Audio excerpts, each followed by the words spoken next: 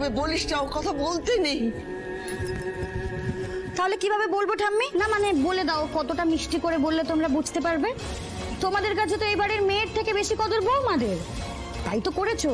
মেয়েকে অন্ধকারে একা ফেলে রেখে বৌমাদের মেয়ে বানিয়ে নিয়েছো, মানে অ্যাডপ্ট করে নিয়েছো। বৌমাদের চাকরি করাচ্ছো, বৌমাদের বিয়ে দিচ্ছ, সব কিছু বৌমাদের জন্য। আর এই মেয়ের জন্য কিচ্ছু নেই। এই অয়ন্তিকা, তুই এইভাবে কথাগুলো বলতে পারলি আমাকে? তুই তো নিজেই চিরকাল ভেবে এসেছিস যে তোর মা খুব বোকা, তাই সারা জীবন নিজের সব দুঃখ সুখ সবটাই তো তুই কাকিমণির সঙ্গে ভাগ করে নিয়েছিলি, তাই না? অসাধারণ। তাহলে এখন সমস্ত দোষ কাকিমণির, তাই তো? মানে তোমরা যে ওই ফ্রড লোকটার সাথে আমার বিয়ে দিলে, সেটাও তার মানে কাকিমণি ঠিক করে দিয়েছিল তো?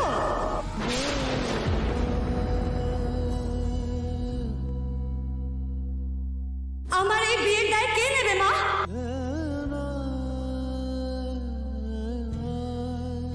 এইভাবে মায়ের সাথে কথা বলার সাহস কে দিয়েছে তোমায়?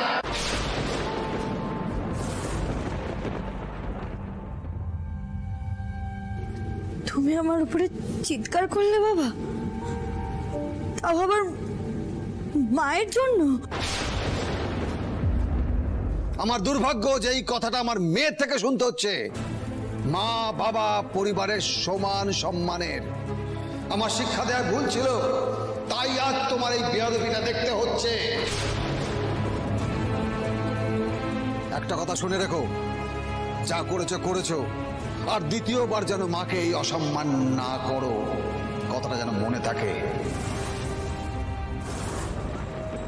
বাবা, আর হ্যাঁ, সুপায়নকে তুমিই সিলেক্ট করেছো। হ্যাঁ, ওর পরিবারে কেউ ছিল না বলে আমাদের আপত্তি ছিল। আমাদের আপত্তি থাকা সত্ত্বেও তুমি বিয়ে করতে রাজি হয়েছিলে।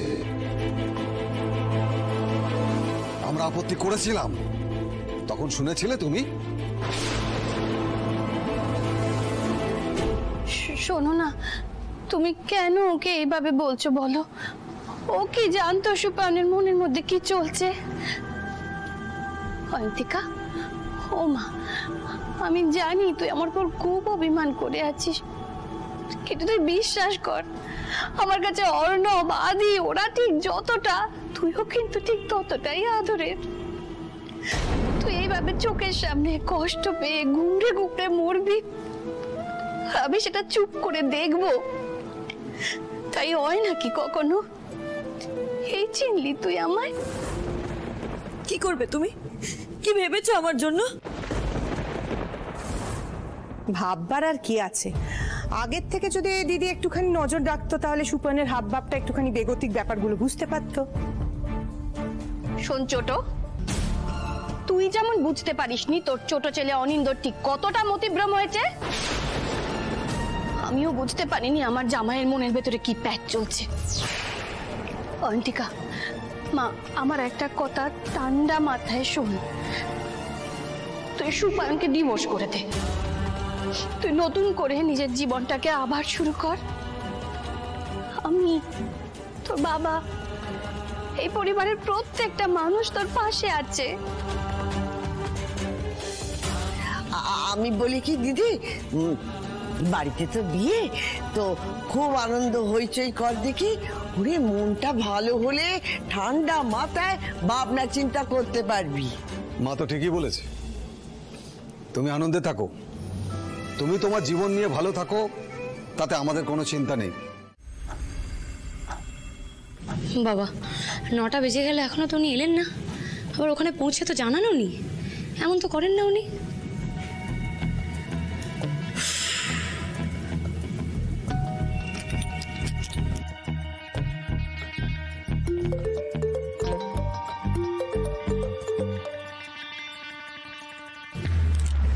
ড্রাইভ করছে মনে হয়, তাই জন্য ফোনটা ধরছেন না।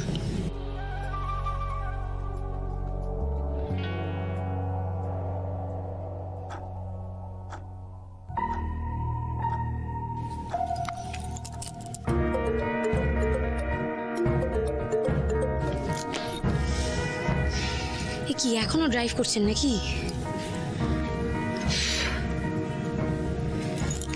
টেনশন হয় না? কুল আনন্দি, কুল।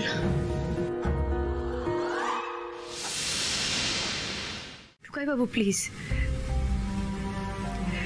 আমি এই বাড়িতে ডক্টর আদিদেব লাহিড়ীর স্ত্রীর পরিচয় ছিলাম, আর আজকে সেই মানুষটাই যখন আমাদের বিয়ের অনুষ্ঠানটাকে মন থেকে মেনে নিচ্ছে না, সেই যখন চাইছে না, তাহলে আমার কি এখানে থাকাটা সাজে? আপনি বলুন। আপনি কেন করছেন এরকম? কিসের জন্য করছেন আপনি? আমাকে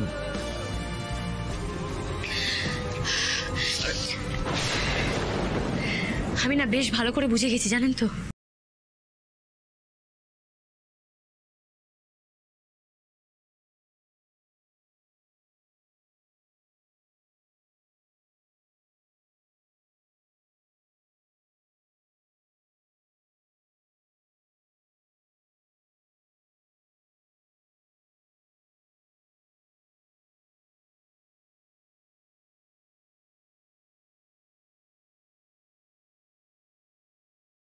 আমাকে কটা দিন সময় দিন, আমি একটুখানি সাহসী হয়ে নিই, তারপর মা ঠাম্মিকে নিজের মুখে বলে দেবো যে আমি এই বাড়িতে থাকতে চাই না, সেদিন আমি বাড়ি থেকে চলে যাব। ততদিন আপনি আমাকে একটু সহ্য করে নিন।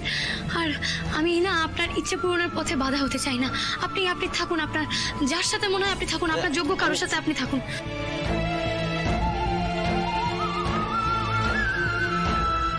আমিও আপনার সুস্থ জীবনের পথে বাধা হয়ে দাঁড়াতে চাই না।